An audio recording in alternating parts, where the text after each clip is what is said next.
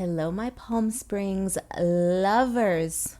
Welcome back to the channel. Long time no talk. Absolutely long time no talk, but what else is new? Elusive creature that I am, I tend to disappear sometimes for a week, sometimes for a month, sometimes, as is the case in this case, several months, but I always come back. Hope you didn't miss me too much. That said, I'm back. And it's time for another neighborhood tour. Today we will be bratting around the well-preserved and in some cases exceptionally well-preserved and restored mid-century enclave of Sunmore. For those of you who are new to my channel and new to my shenanigans, hi, hello, welcome, fresh meat. It is a pleasure to have you here. My name is Carla and I am the resident semi-spooky artsy chick of Palm Springs. I have a fetish for history and a big fat penchant for poking around, sometimes where I'm not supposed to. Welcome. So that is the premise of this channel, and meet me in Palm Springs specifically. I brat around town and I take you along with me. Got it? Fabulous. Okay, let's get on with the tour. Sunmore is located smack in the central, it is located smack in central Palm Springs is what I mean to say. It is positioned far enough away from the main thoroughfare of downtown, far enough so that it does not receive much traffic, if any, in terms of vehicles and Instagrammers and tourists. Now, side note, I don't mind Instagrammers or tourists at all. I mean, hell, I have several Instagram accounts on which I post fairly regularly, and if you've watched any of my videos on this channel, I behave every bit the tourist myself, despite being a resident of Palm Springs. I mention the lack of gawkers simply to give you a feel for how quiet the neighborhood is. Now, quiet though the neighborhood is, it is located right off of a main road, which is incredibly busy, noisy, and annoying. But that aside, in order to truly experience the neighborhood, you have to get off of that main road anyway. But I feel as though that main road is typically, people use that road when they are en route somewhere. They're either going somewhere or coming home from somewhere. So Sunmore is tucked away to the side and people tend to just overlook this little neighborhood. Sunmore is not a haven for the upper crusties in the way that Old Las Palmas is, or Indian Canyons. I have made a video on Indian Canyons, that's the snooty neighborhood. I would argue that Old Las Palmas is more moneyed, but Indian Canyons is definitely snootier. But in any case, doesn't matter. Just mentioning those two neighborhoods to let you know that Sunmore is not in the upper echelon of coinage, we'll say.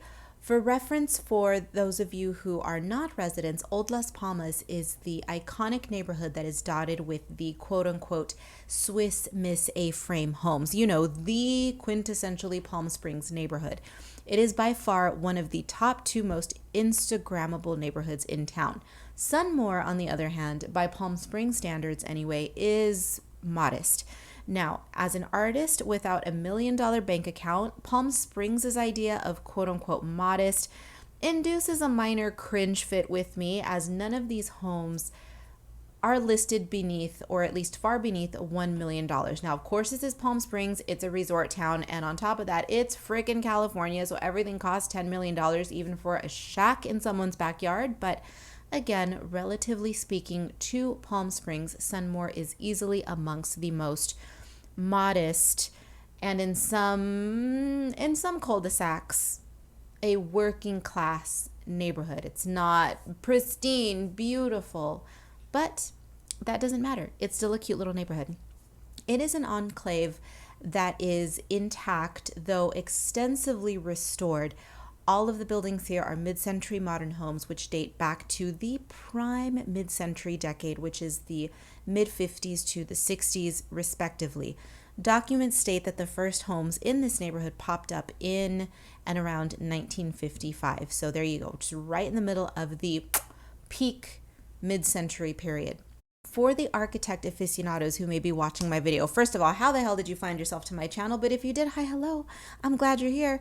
You will be pleased to know that the Alexander Construction Company was heavily responsible for the look of this neighborhood.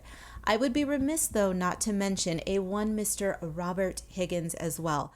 Taking a quick moment just to interject, I don't want there to be any confusion here. Higgins was the builder, not necessarily the designer, but I'm just trying to give a little love to the unsung heroes because we all know the big names, right? Kreisel, Wexler, Neutra, etc., etc., etc. But let's give Higgins some love, shall we? Because he is the brain behind a few locally famous buildings, including the Kirk Douglas House and, I'm going to butcher the French, L'Horizon Hotel. I'm not going to even attempt to say it in French, okay? So any of you French Canadian snowbirds, please laugh at me. I know, but I'm not going to try. Anyway, poor Higgins, though. Get out the tiny violins for the man because from what I've read, he built 11 or so of the houses before the Alexander Construction Company came in. For this reason, Sunmore is known primarily as an Alexander Construction Company project. For those not in the know, the Alexander Company is important because they play a heavy role in the look. Nay, not the look, the look. L-E-W-K, okay, the look of Palm Springs. Now, if you love the look of Palm Springs, if you get it, you get it. If you don't, just forget the little goofy joke, okay? It doesn't matter. But if you are an appreciator of that Palm Springs aesthetic, you have the Alexander Construction Company in part to thank for it. Now, of course, on the topic of notables, yes, Kreisel also plays an important role in this neighborhood. He had his paw print here as well. And you guys know, if you love Palm Springs, you know the name Kreisel. But this is not architecture talk. I am not a historian, clearly, nor am I an architecture scholar. However, I am an expert in Carla bopping, so that's what this video is. No more talk of the technicalities. Let's discuss the flavor of Sunmore. Sunmore is a cute little neighborhood. It's a little bit gritty is not the right word, but we'll say working class in that there are a few homes that have clearly been restored with the high-end fixins, and then there's other ones who you can tell have been likely in the family for decades and decades and decades, and they just remain, you know, good salt of the earth, old mid-century house. So it's a little mix of everything. It looks great, and it's also corny as hell. Why? The street signs, ladies and gentlemen, yes, with names such as Livemore and Sunmore, one can't help but think of a simpler, goofier time. I mean, dad jokes, golf shorts and boat shoe pairings, and, you know, grandma's ambrosia salad out back by the barbecue. Yeah, that sort of good old-fashioned American goofiness. I dig it. It's all in the name, isn't it? Sunmore, play more, more sun. I mean, yes, of course. Me, moi, yours truly, I hate, nay, I loathe, no. I'm going to make the Frenchies cringe again. Je déteste the feeling of the hot desert sun searing my night creature flesh. But I can appreciate goofy wordplay such as more sun, right? It's cute, all right? It's quirky, it's cute, it's Palm Springs. I dig.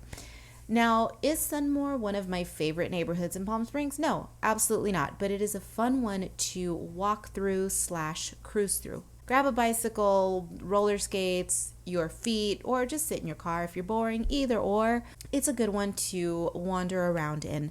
The homeowners of many of the retro gems they're all retro gems in this neighborhood. I don't think I recall seeing anything that was contemporary, but anywho, many of them have restored them in playful yet respectful ways. Now, a couple of them are a little out there, but they have restored them, again, in playful yet respectable ways, which makes it a little bit of a kooky little feast, and it's worthy of the detour. Residents have chosen finishings and details that are of the period while playing up mellow but funky colors, and of course there's lots of desert xeriscaping, which we all love. I'm not a fan of lawns. I'm okay with a little bit of grass, but lawns, not really my gig.